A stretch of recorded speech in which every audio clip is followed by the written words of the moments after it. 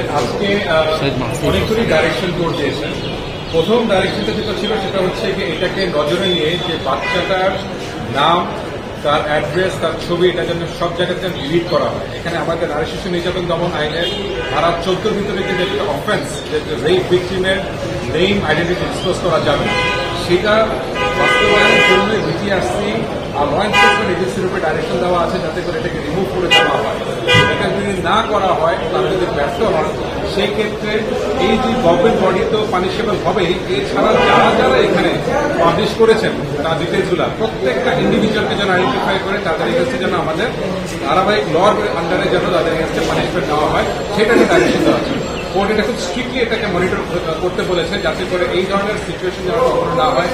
Rape ভিকটিমের identity যেন কোনো অবস্থাতে যেন ডিসক্লোজ না থাকে, এটা আইনের লঙ্ঘন হচ্ছে। আর এটাকেই যেন বাস্তবায়ন করা হয়, তার জন্য প্রত্যেকটা গভর্নমেন্ট এন্টিটিকে কোর্টের উপর থেকে ডাইরেকশন দেওয়া হয়। এটা গেল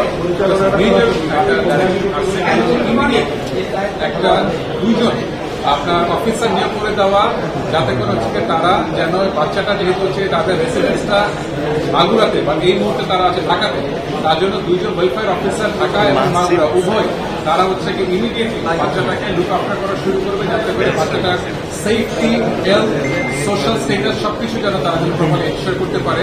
পার্টিকুলারলি যাতে করে বাচ্চাগুলো যেন কোনো হিন্ডার্ড না হয়, কারণ এটা আমরা জানতে পারছি যে দুইজনই শিশু, আর দুইজনই হচ্ছে গিয়ে এখন একজন হচ্ছে গিয়ে বিবাহিত, তার শ্বশুরবাড়ি আছে, কিন্তু ওইখানেই অফেন্সটা হয়েছে, তো সে সেখানেও সেফ। আবার তার বাবা মা অনেক জায়গায় ক্লেম করছে তারা আর্থিকভাবে দুর্বল। সেই অবস্থাতে আমাদের একটা কনটেনশন ছিল যে কিভাবে বাচ্চাটা সেফ করা যায়। মাননীয় আদালত এই জিনিসটাকে সুন্দর মতো কনসিডার করেছে আর এই ডাইরেকশনটা সামনে 17 তারিখে এই মামলাটা আবার কোর্টের লিস্টে আসবে। এই 17 তারিখে একটা কমপ্লেন্স দিতে বলেছে। এই প্রত্যেকটা রেসপন্ডেন্ট তাদের উপরে যে ডাইরেকশনটা দেওয়া হয়েছে, তারা কে কি কাজ করলো, কতটুকু পর্যন্ত তারা কি করতে পারলো, সেটাকে কোর্টের কাছে তারা অবগত বিচারের বিষয়টা হচ্ছে যে আইনের ভিতরে বলে যাচ্ছে 180 দিন। 180 দিনের কথা বলে দেওয়া আছে। কোর্ট যখন দেখলো আইনের ভিতরে 180 দিন দেওয়া আছে, কোর্ট সেটাকে আর ট্রাভেল বাইপাস করতে পারলো না। তার জন্য কোর্ট বলে 180 দিনের মধ্যে যেন কমপ্লাই করতে হয়, 180 দিনের মধ্যে বিচারটা শেষ করা হয়। ওকে, থ্যাংক ইউ।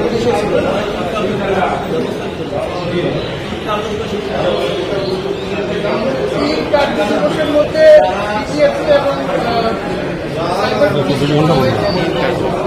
সমস্ত আইটেম কন্টেন্ট, নাম, ছবি, ভিডিও, এইগুলো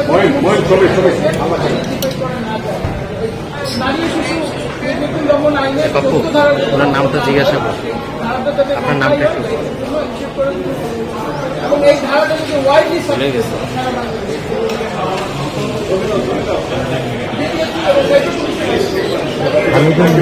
এর বাইরে আরেকটা জিনিস, ওনারা একটা উচ্চ